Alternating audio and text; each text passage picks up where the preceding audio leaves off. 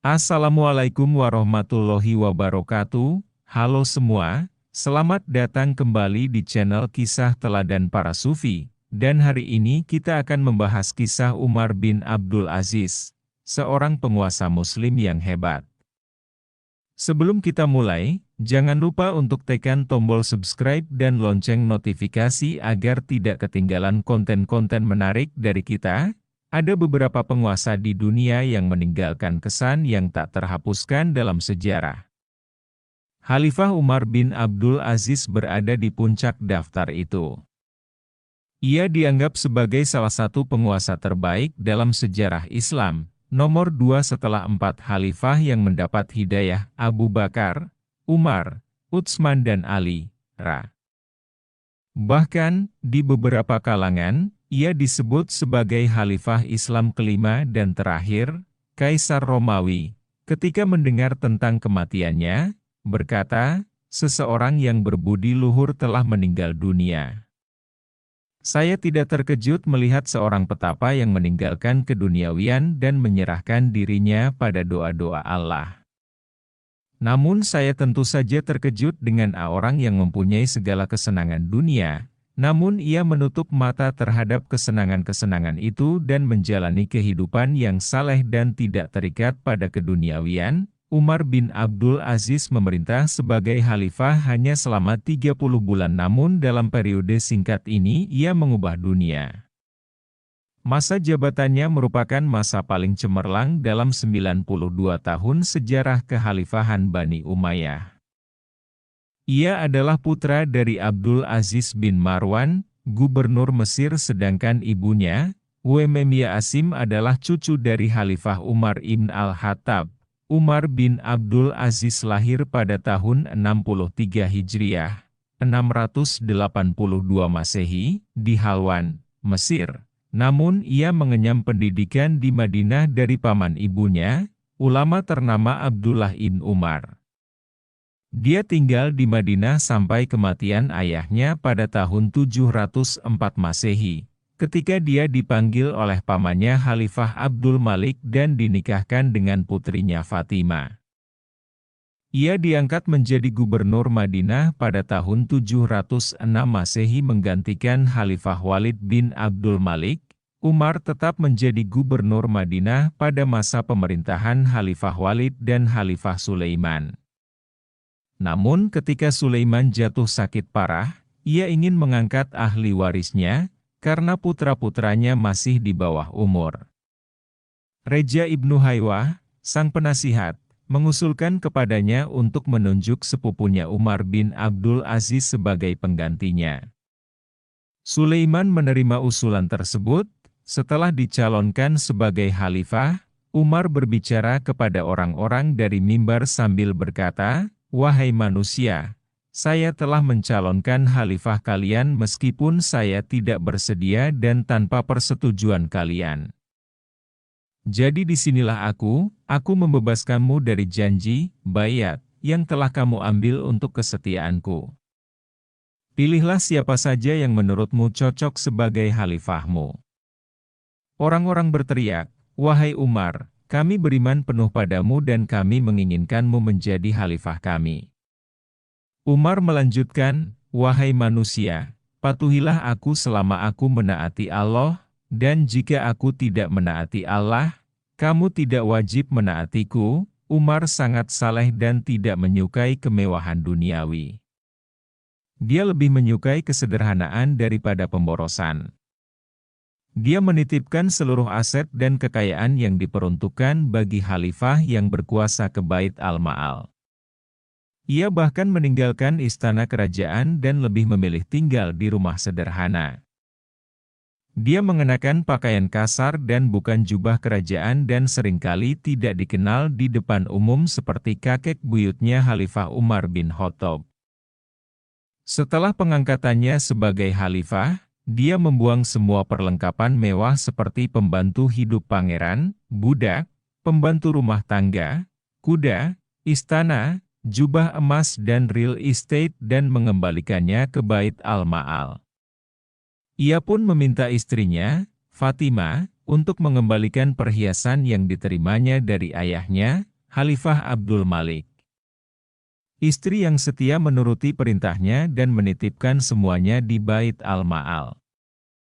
Kemudian, barang-barang mewahnya dilelang seharga 23.000 dinar dan dibelanjakan untuk tujuan amal. Ia tidak pernah membangun rumah sendiri.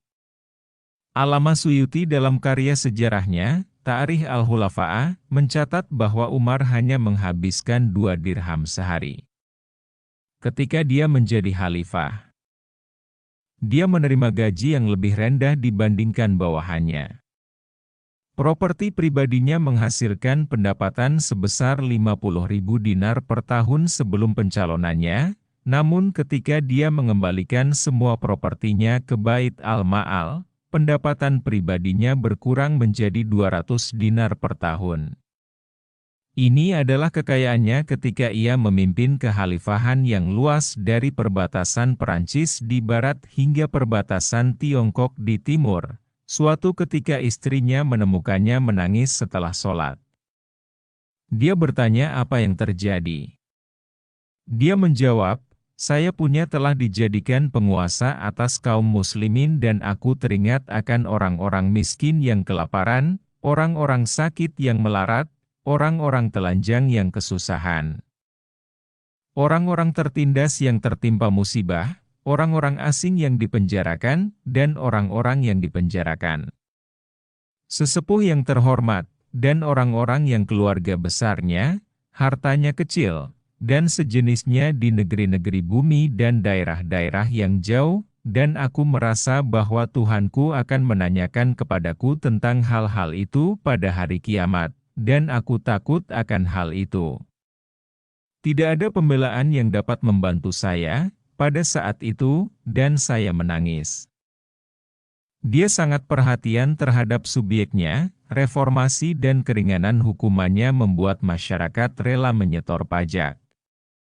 Ibnu Katsir menulis bahwa berkat reformasi yang dilakukan Umar, pendapatan tahunan dari Persia saja meningkat dari 28 juta dirham menjadi 124 juta dirham. Dia melakukan pekerjaan umum yang ekstensif di Persia, Khorasan dan Afrika Utara, termasuk pembangunan kanal, jalan, rumah peristirahatan bagi para pelancong dan apotek medis. Hasilnya adalah selama masa pemerintahannya yang singkat, yaitu 2,5 tahun, rakyat menjadi begitu makmur dan puas sehingga sulit menemukan orang yang mau menerima sedekah. Umar dipuji karena telah memesan kumpulan hadis pertama secara resmi, karena khawatir sebagian akan hilang.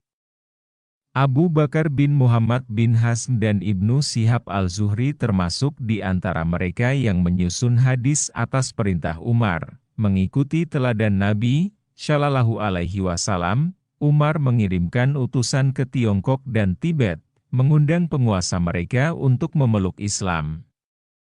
Pada masa Umar, Islam berakar dan diterima oleh sebagian besar penduduk Persia dan Mesir.